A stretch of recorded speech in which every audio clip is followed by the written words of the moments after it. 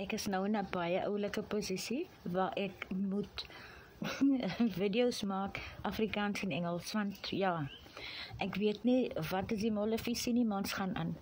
Want ons moet opdag vir ons aanlyn besigheid en dit is natuurlik Live Good. Want Live Good maak die lewe vir ons lekker, man. Ons live good hierso.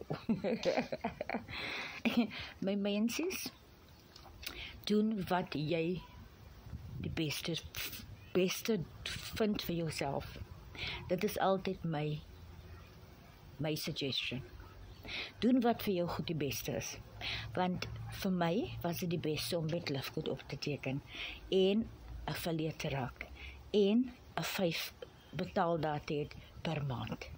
Omdat ek opsie 1 my link geshare het, opsie 2 nie agteroor gesit het nie.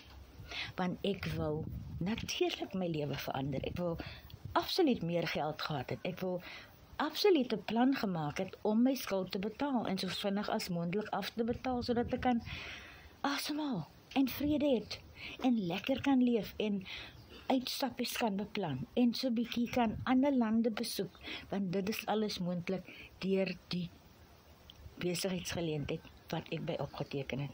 So die besluit is joune. Gaan jy werk vir jou familie 40 jaar of gaan jy iets anders probeer en kyk ver dit vir jou, soos dit vir 2,5 miljoen mense werk in die 3 jaar. Want dis hoe oud Live Good is, die 13de, 3 jaar, en dit groei vinniger as Netflix.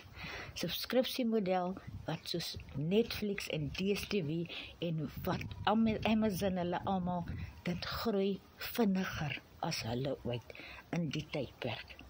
So as jy wil deel is daarvan, laat my weet. Sê ja vir jouself.